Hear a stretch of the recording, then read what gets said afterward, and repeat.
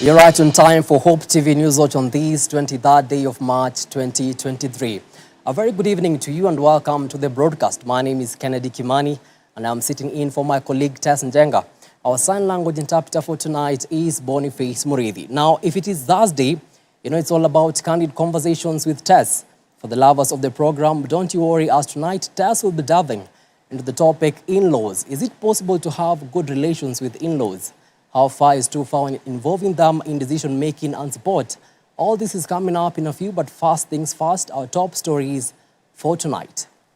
And President William Ruto has today presided over the swearing-in of 50 chief administrative secretaries in a ceremony held at State House, Nairobi, following their recent appointment. Speaking during the event, President William Ruto urged the new appointees to work within the parameters of the law in their service to Kenyans. Tiffany Wambui begins our bulletin with the following story. Despite the controversies surrounding the appointments of chief administrative secretaries by President William Ruto, the 50 nominees have today been sworn into office, rubber-stamping their roles in the government. The swearing-in ceremony that took place at State House, Nairobi, saw the nominees take their oath of office. I, Dennis Njue Tumbi, being appointed the Chief Administrative Secretary in the Government of Kenya. I, Simon Mwangi Kamau Gikuru. I, Millicent Nyaboke Omanga, being appointed the Chief Administrative Secretary in the government. The oath-taking, however, took place without the administrative secretaries being vetted by the National Assembly. On Wednesday, National Assembly Speaker Moses Wetangula, in a statement to the executive, cited lack of constitutional requirement for the House to vet the nominees. As they take up the roles in the various ministries assigned, President Ruto urged the new chief administrative secretaries to uphold the seriousness of their oaths in service to Kenyans, which they took on their own volition. You have undertaken on your own volition to serve with honor and dignity. When you don't serve with honor and dignity, therefore, it means you know what to do. He further called on the new appointees to serve all Kenyans despite their political affiliations. You have sworn to serve the people of Kenya and the Republic of Kenya. I didn't hear anybody swear to serve their families or villages or communities or counties. I do expect each and every one of you to serve the people of Kenya in their entirety and the Republic of Kenya as constituted. The head of state equally pointed out that he has made several appointments to his administration without considering those who did or did not vote him into presidency. This comes as former Trade Chief Administrative David Osiani has thrown his weight on the appointment of the administrative secretaries. Speaking to Hope FM, Osiani, while acknowledging the pivotal role played by the secretaries, lamented that the current regime should not have continued with the appointments without entrenching the positions in law to safeguard the appointments. If the National Assembly has removed itself in the vetting process, it means then the CASs may not be vetted. And this is now very different. You see, unlike when I was a CAS, we were kept in office by the ruling stating that we could be in office until COVID was resolved. And so we stayed on to the end because there was never a time COVID stood resolved. So we look forward to seeing what will happen. I foresee that various factions may want to go to court to seek clarity or to seek a ruling to either keep the CASs in office as appointed or have them out of office until the process is regularized. The former CAS has also added his voice to the protests, which the Azimio la Umoja coalition has vowed to conduct twice a week. Osiani said he supports the calls for dialogue between the opposition leader Raila Odinga and President William Ruto. I support the religious leaders in their quest for having a peaceful settlement of the issues at hand. The demonstrations, I think most notably for me, is the cost of living, which I think admittedly is a problem in the country. Now, the resolution of the cost of living issue will have to take an understanding from both sides of the divide.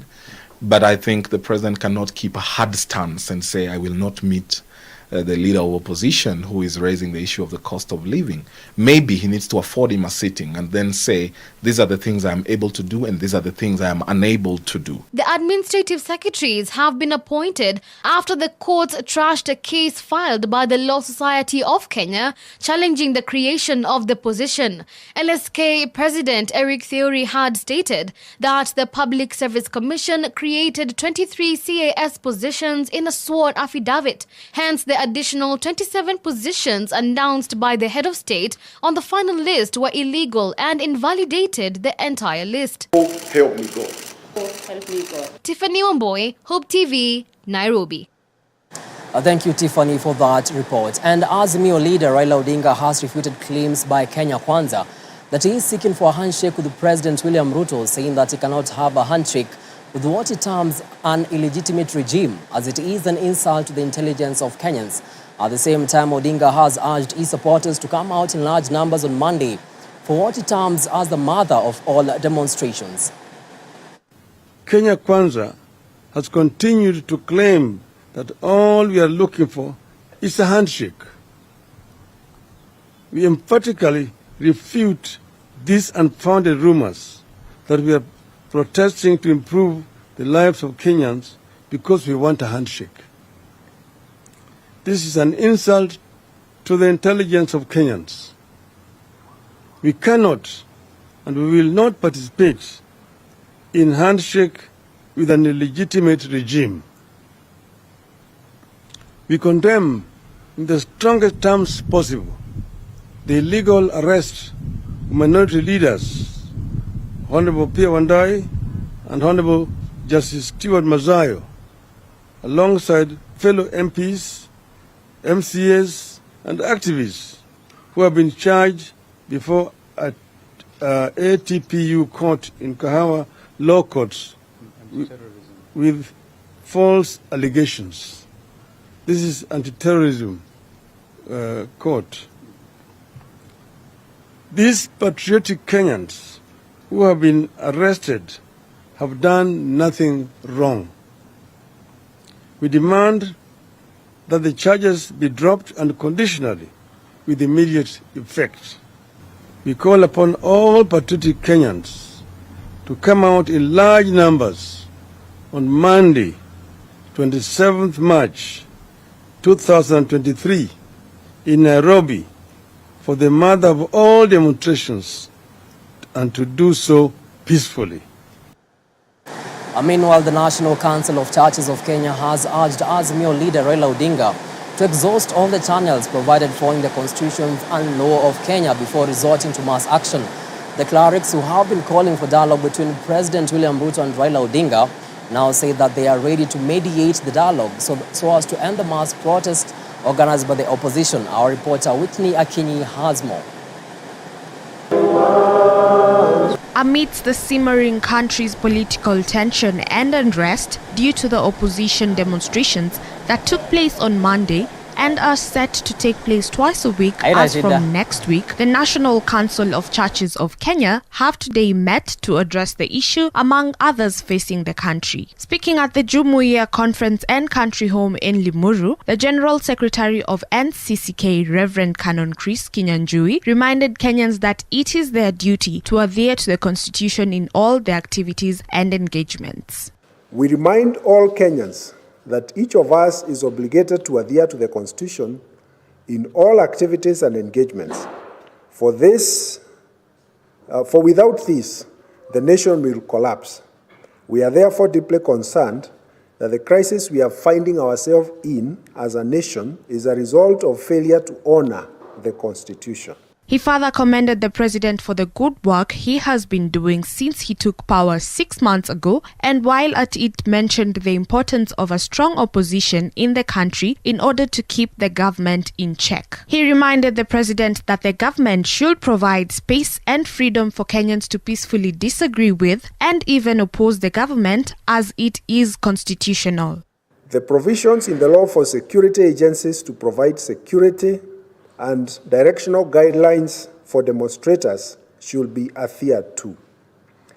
The use of lethal force resulting in deaths of demonstrators must be avoided at all costs, and any persons who breach this should be held to account. The canon went ahead to appeal to the president to revert the attention of the nation on the crippling drought and famine that is continuing to ravage the country, adding that the suffering is worsened by a government that is focused on politicking rather than providing a solution. He also urged the government and state agencies to protect media freedoms, claiming that the recent declarations of live coverage are misplaced and that the notice should be withdrawn. We appeal that you rivet the attention of the nation on the crippling drought and famine that continue to ravage the country, which has increased the cost of living radically. The assertion that live coverage of the demonstrations on Monday and other actions by Kenyans are incitement is misplaced, and any notices to that effect should be withdrawn. While addressing the opposition leader Raila Odinga, the canon urged that the party's actions and pronouncements should be in line with the Kenyan constitution, further stating that he should endeavor to discourage lawlessness and lead by identifying solutions to problems facing Kenyans. We urge that you promote recognition and adherence to the constitution and the laws of Kenya. It is not fitting for a leader to be seen to encourage lawlessness or to promise that constitutionally established offices can be abolished in the streets.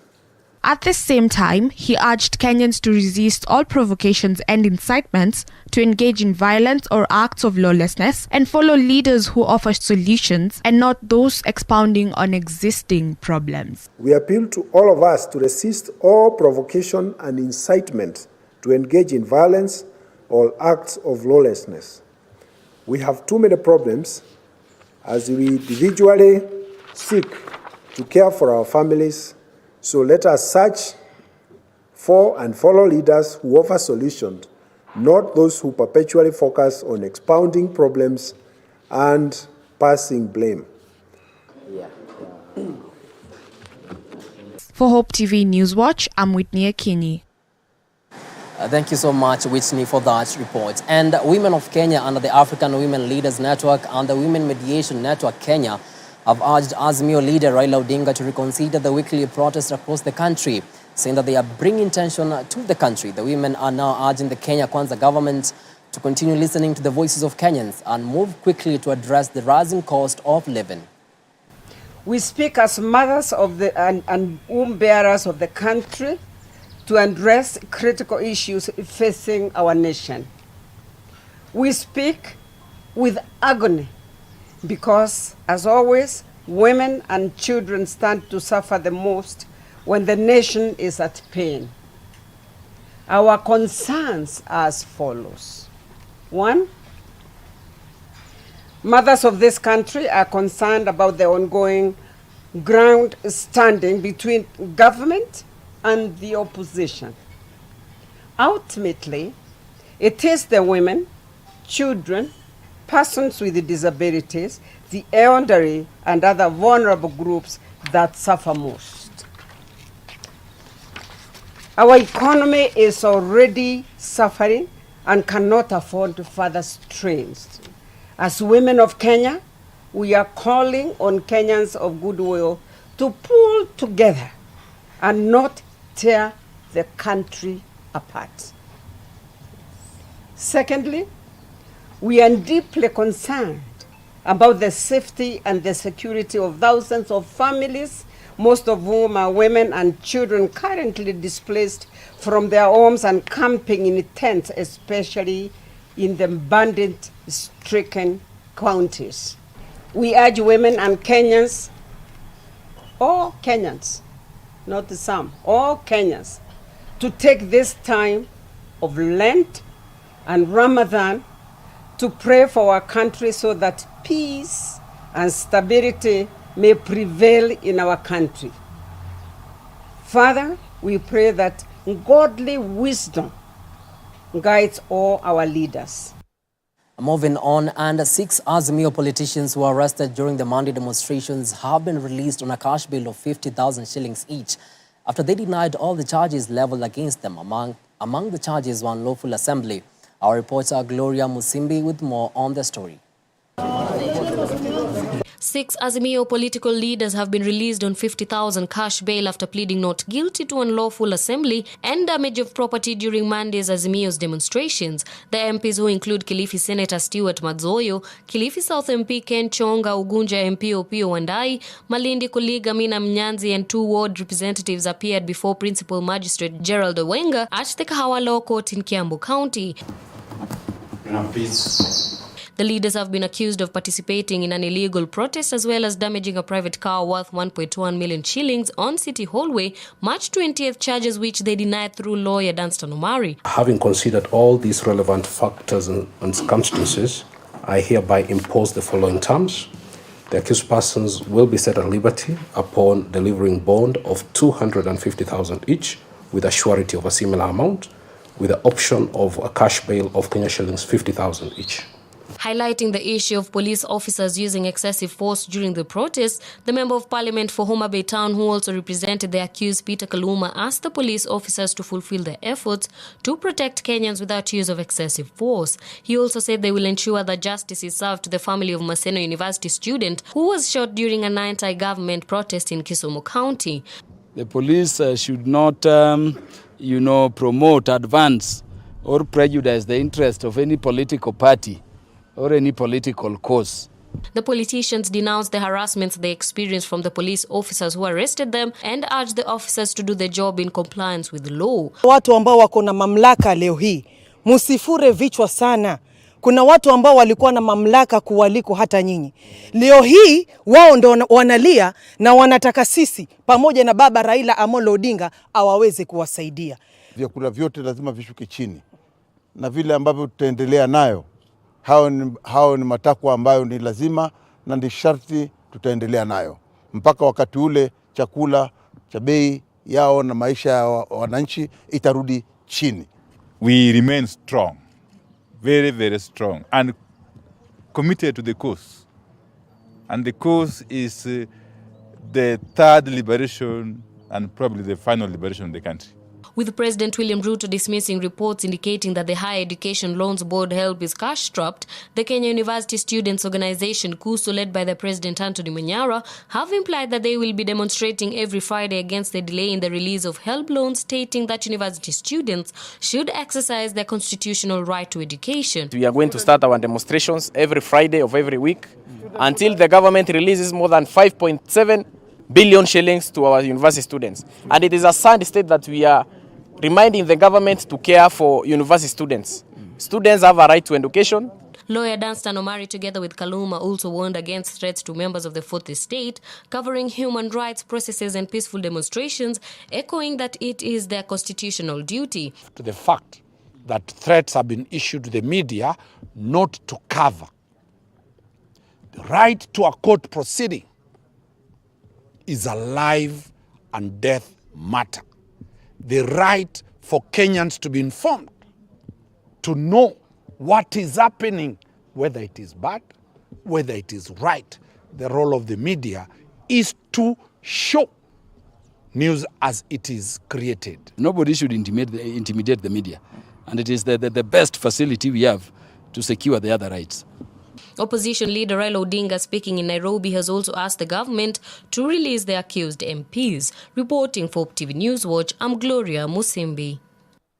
Thank you so much, Gloria, for that report. Now, as I'd promised you earlier on, Candid Conversations with Tess is still on tonight. She'll be diving into an enlightening conversation on how married couples can foster a relationship with their in-laws while at the same time enforcing necessary boundaries. All these after this short news break. Don't go too far.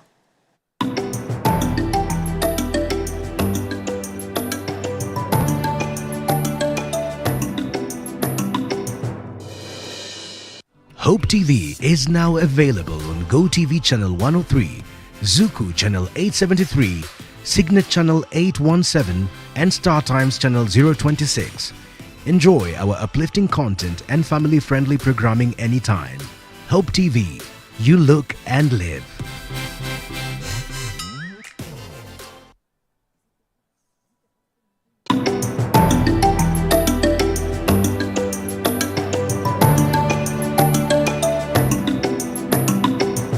Welcome back. It's now time for Candid Conversations with Tess. Well, a very good evening to you. Welcome to Candid Conversations with Tess. Tonight we are talking about in-laws, and joining us in studio is Mr. and Mrs. Oduor. Welcome. Thank you. Thank you. Please introduce yourself. Tell us a bit about yourself. Maybe we can start with Mrs. Oduor. Thank you. So my name is Cynthia Waga. Yes, Oduor, married to one man called Jacob. Yeah, blessed with 2 children, a son and a daughter. We've been married for 17 years. Great. Yeah, almost 18. Yeah. Please tell us about yourself, Mr. Oduor. Yeah, so thank you, Tess, for having us. My name's Jacob Oduor. Yeah, we've been married to Cynthia for now getting to 18 years. Just to add to what she said, 2 kids, a boy and a girl. The boy is 17 years. Yeah, the girl is now getting to 12 years almost. Great. Yeah. Thank you so much for making time. And you also deal with couples. Maybe tell us a bit of what you do in terms of counseling couples. Okay. So we are in a group within Nairobi. It's a cell group that belongs to Nyanza Evangelistic Team, which is currently referred to as Net Ministries Trust. So we have a cell group, normally referred to as Far East Cell Group. We are in a couples group. And within that couples group, we are the leaders. Yeah, so basically leading the couples ministry within the cell group. Great. Yeah. So let's get into it in terms of once people get married, it's inevitable. You have in-laws. So what can people do in terms of creating boundaries to foster a good relationship with the father-in-law, with the mother-in-law? Sometimes you might even find that since the dowry payment, there might have been even a tiff during that time. How do you start now building that relationship? Let's start with Oduor. Okay, so thank you. I think the first thing that we must always remember is that the marriage is between the 2 of you. Yeah, so all these other people, including siblings, in-laws, extended in-laws, parents, are supposed to be strangers in the marriage. Yeah, so the commitment for the sustainability of the marriage must be between the 2 of you. Yeah, so what does that mean? Anybody who is coming into the marriage as in-laws need to have boundaries.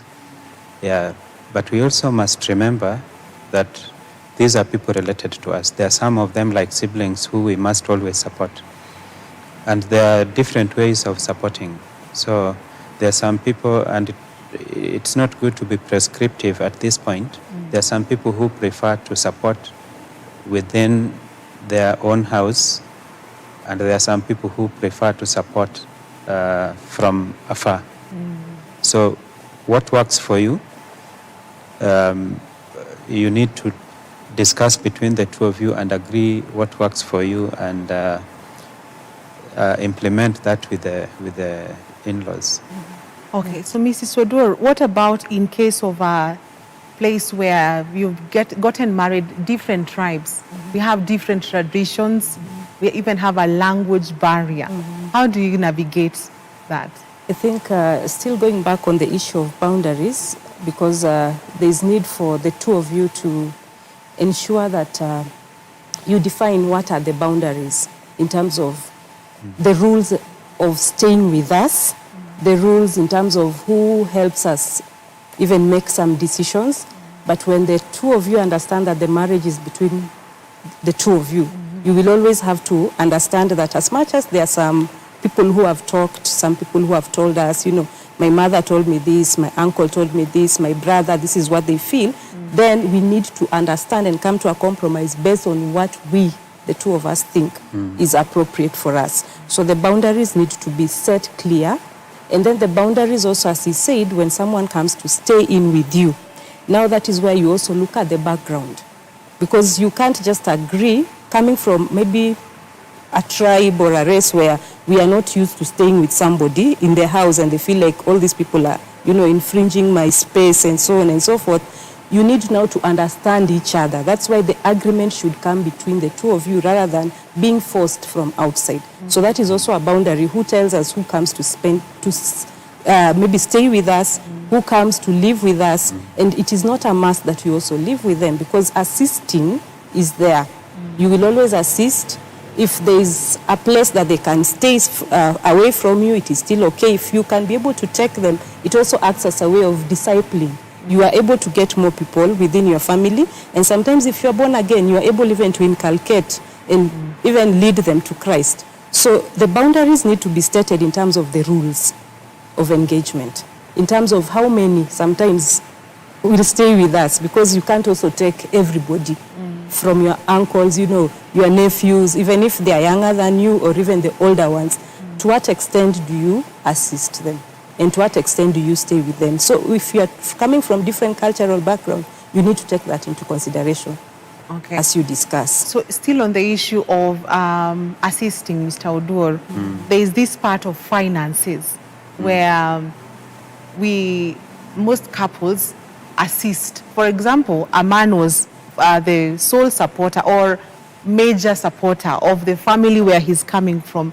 How do you now transition to be able to support the new family with your new wife and also your family that you had before? So in terms of help, assisting families and also distributing in terms of shopping. As you go to the ladies' side, you carry a certain amount of shopping. And then maybe to the man's side, you just go with a small paper bag. Tell us on how to navigate that area of finances. Yeah, okay, so the first thing that will determine what the size of the bag that you carry is the need on both sides. But even before that, normally as a couple you need to sit down together at the beginning to determine your boundaries, setting the boundaries. What can you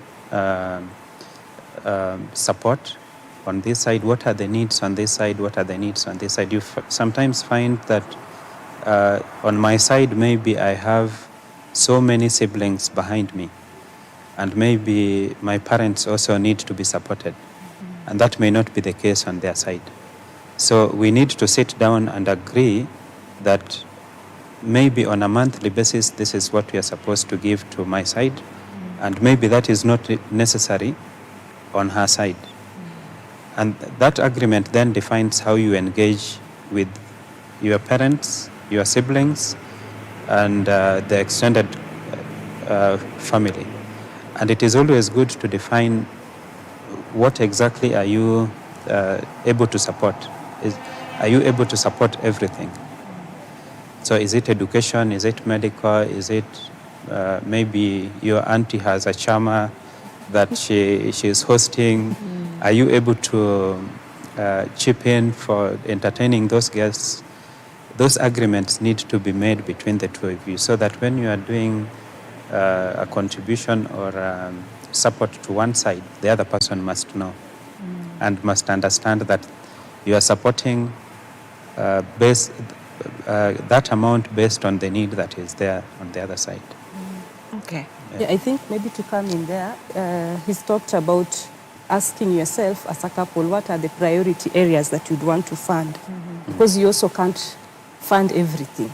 Because the resources that you have in most cases, especially if you've just gotten married, you really have to readjust and know that now there's a wife, this is a family you are starting, and you need to think about the future. So as much as you're getting a salary, you also need to, save something for the future, because you are also planning maybe there are children to come in future and so on and so forth. So sometimes you'll have to readjust your budget. You'll have to readjust the amount that you are sending. You might have to readjust who else you are going to assist, and some things might not be a priority.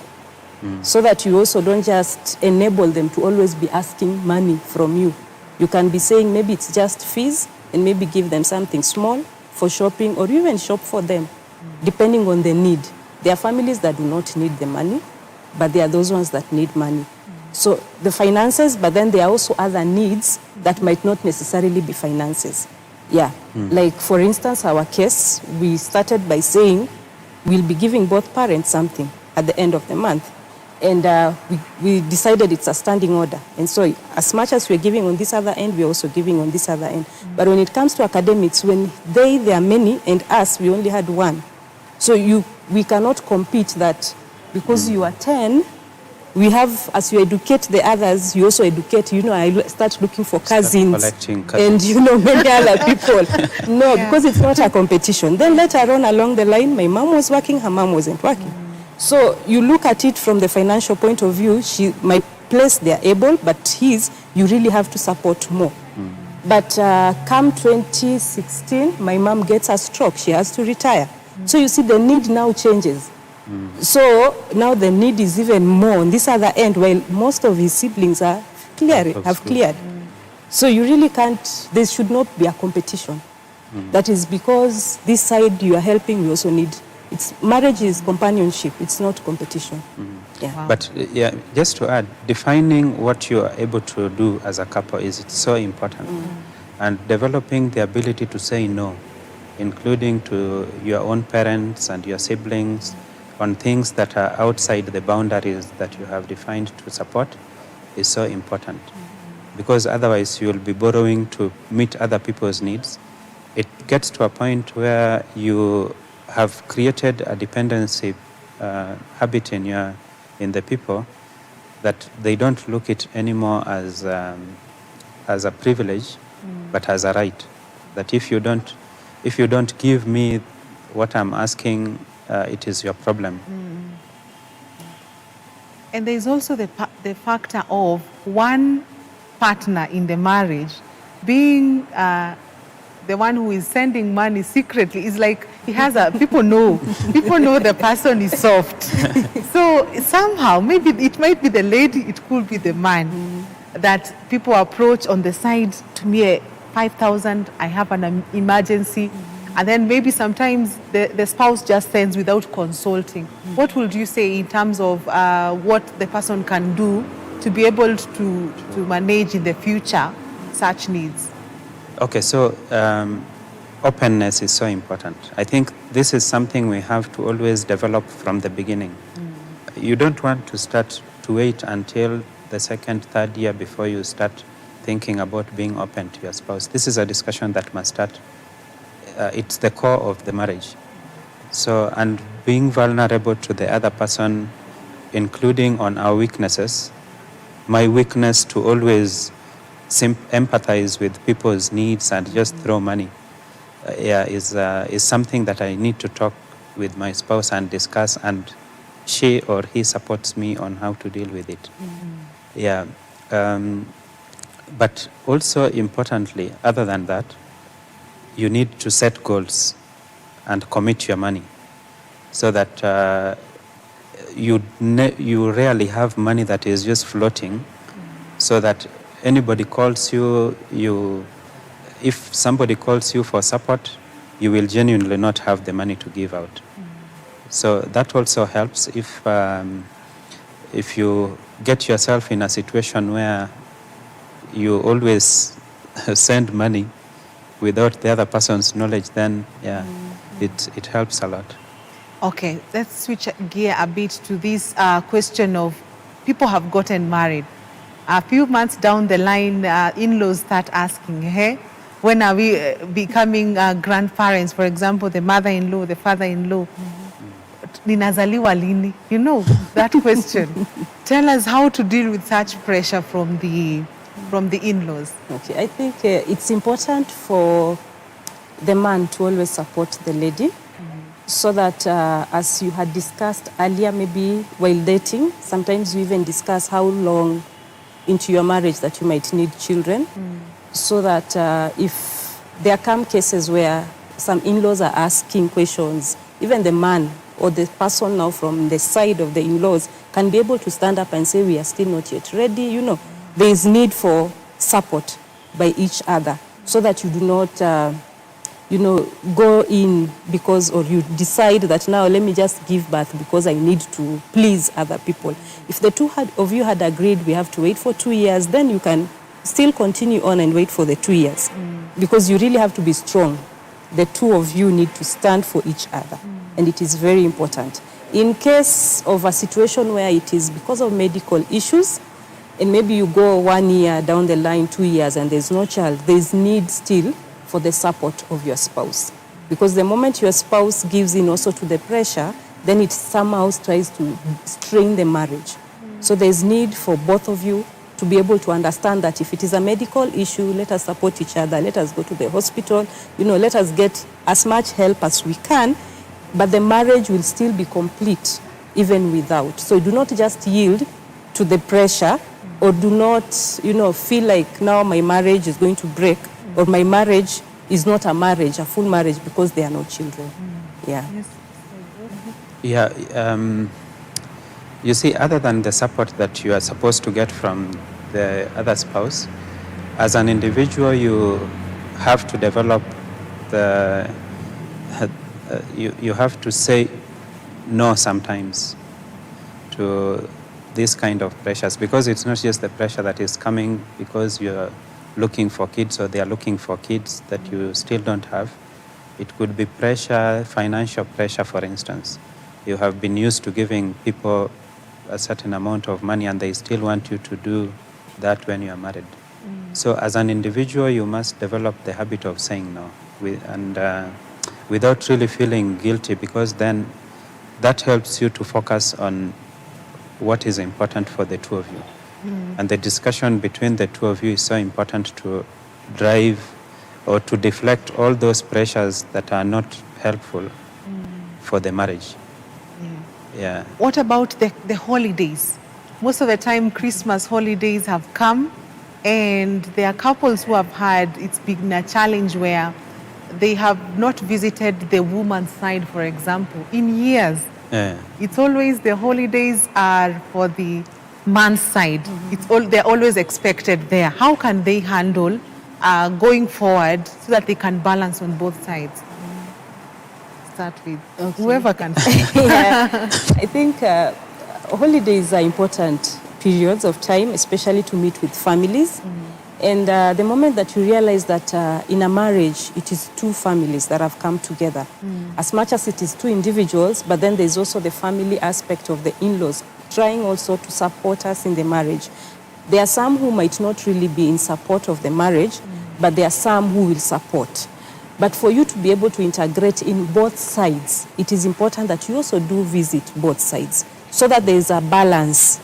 You don't just lean on one side and say, yes, I left my family and I'm no longer going to be visiting them. So it's important that you be able to allocate the time that you have, because relationships are built through time, spending time with each other, spending time with the families. Your children need to know their cousins, they need to know who their aunties are, and sometimes it is during these holidays that people have the family get-togethers. So in case there's a get-together on this other side, as the man, I would always advise that, you also go with your wife, even if you feel uncomfortable. Sometimes you can even go for a day and leave them there so that they can also enjoy and understand that your children also need to bond on this other end. Because you never know. Things happen, the two of you might go. Where will your children go? And sometimes you also go on this other end because maybe that is where you even have a family home. So you need to try and see how to balance your time out. Yeah, so that the holidays are spent to build relationships. Yeah, you see, the beauty of marriage is a union between two adults. I mean, the law doesn't allow children to get married. So if you are two adults who have agreed to work together long term, and I mean, there are differences. You have Christian couples, you have non-Christian couples, so both ways. It should be the case that people listen to the other people's needs, right? So and my wife's, one of the needs is to always keep close to the family. I should be able to understand, first of all, that is something that she needs to have when we go home. But importantly, when we get into a marriage relationship with her, her people become my people, and my people become her people.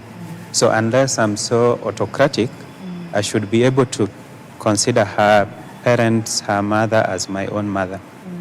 So I don't see how, if I take it that way, that I would fear getting into my mother's house. And if I'm passing by my mother's house, how I cannot pass by to say hi. Of course, there are differences in culture. Some places you say, oh, the son-in-law is supposed to have 50 meters distance. You are not supposed to say hi. Yeah. So those considerations are always there. I don't think they should be a big focus in Christian marriages. But if you think those are important for you as a man, because I think it's the men who are more affected here, then at least consider that family as your own family, where you can always pass by. You don't have to spend there, but just pass by to see how they are doing. And at the very least, if you value the marriage, allow your wife to go and spend time with them. Yeah, because it's not a military camp. Yeah. Yeah. So if it's not a military camp, if you have a consensus to work together in marriage, then you must understand that this is something that is important to the other spouse. Well said. So even as we wind up, please give us your parting shot as you tell us, maybe you can touch a bit on, there is this connection between maybe mother and son. And now the man has gotten married, and there is this attachment. Sometimes the lady with the father.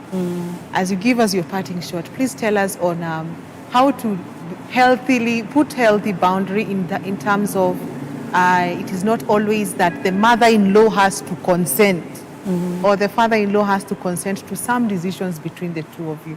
Maybe let's start with Mrs. Oduor. Okay, thank you. So I think it's always good to tread carefully because this is someone who brought him up and this is someone who gave birth to him, and it's someone very integral in his life. And I remember my first instance of meeting her. In fact, he even told me, if my mom doesn't like you. Wow. Yes, I don't think the relationship would go on. And somehow, to some extent, it is much easier for you to understand if you're already a mother and you have a son. You understand the connection, and you also let them have their time. You also let them have their way to some extent, so that you also do not fight, like, compete for things, because you understand that you are the wife, you are not the mother. Let him be mothered by somebody else who is the mother, the biological mother, and let you be the wife to enjoy the benefits of being a spouse. And there are some decisions, maybe at home and some other places, that you also let her have a say as the mother, so that you also don't always have to be fighting. So knowing your place would also really assist, so that there is no friction between the two of you. But then when you also understand that she can also be your mother, because it's not every person who has a mother. And sometimes when you enter into such and you are able to understand that this is someone who can also be my mother, and you treat them as your mom, because it depends with how you will treat them. So even if they were hostile at first, somehow it diffuses that tension that might have been there. You just expect that, yes, as much as maybe she will say this and that, she's still my mom. I will still visit if I was going to see my mom. I will still buy some things for her. I will still tell her I love you. And when you speak words of encouragement to them, even if they are speaking curses to you, somehow they come to the realization that this person has not come to take away my son, but they have come to compliment and help my son to be a better person. Yeah, I think, again, let me just emphasize that this is a marriage between two adults. So if you are two adults, then you must withdraw from overdependence on your mother, or, your parents. Yeah. But I think men sometimes overdepend on their mother's advice. Yeah. So withdrawing from that, I understand there are some people who, over time, this is the only person they have always consulted, and they tend to consult them after marriage. There are some women, specifically focusing on men, there are some women or wives who may not mind that you always have to consult your mother. If she doesn't say yes, then that decision is just dead. But if your wife has an issue with that, then it is important that you sit down, agree on how to move forward with that. And there are some parents who are really very intrusive, and they want their way to always be the way in your life. In that kind of a situation, you need to talk to them in a way that doesn't show them any kind of disrespect. It shouldn't be confrontational, but telling them, get a setting and just talk to them that, this is now our marriage, you have to respect it. Some decisions will not be according to what you want, but this is our life now. In a respectful way, in a way that they still feel they are part of your life. You can consult them, but you always don't have to take their advice. Great. Parting shot? So my parting shot just comes from that. The marriage, of course, is just between the two of you. Anybody else is a stranger, really. So actually including the children. So making it work just depends on the two of you. Any pressures that come from any strangers, including your parents, can only break the marriage if you allow it to break the marriage. Your parting shot? Yeah, I think my parting shot is that the two families need to come together and allow each other to operate in their areas of strengths rather than always pinpointing each other's weaknesses. Yeah, so it's important that you realize that, yes, you are married, it's a new government you are forming, but then also there's still the attachment that you still have with your in-laws and also your own family, extended family. So it's important to try and see in what ways can we be able to help each other and merge as one bigger family.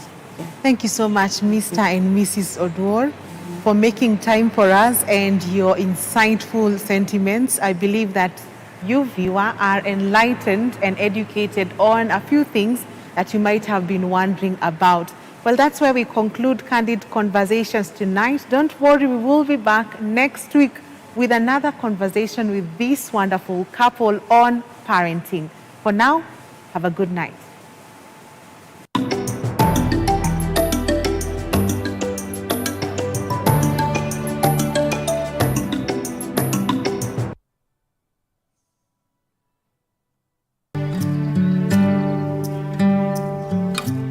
Join John Cousin every weekday as he takes us on a journey through the Bible. Whoever shall seek to save his life, if you go back to living for yourself, you're going to lose it. But whoever shall lose his life, give up his life for my sake, he shall preserve it. Out. He wouldn't be big enough for me to worship. Tune in to Hope TV for John Cousin every 10 p.m., 4 a.m., and 10 a.m. weekdays on Hope TV, where you look and live.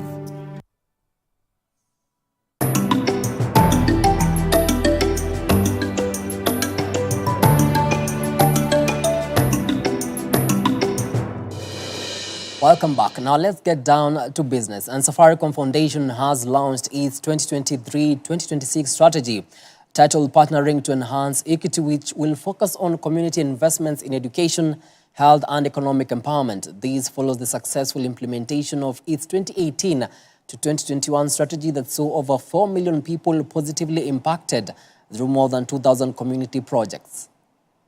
We have a very good partnership with counties. We have a very good partnership with government, particularly the Minister of Health, Minister of Education, and we realize that working with them in partnership actually supports both of us to be able to reach our goals. We will also integrate screening for non-communicable diseases to enable early detection, treatment, and management. In education, the strategy seeks to integrate digital skills to strengthen teacher and learner competencies and improve education outcomes in the classroom.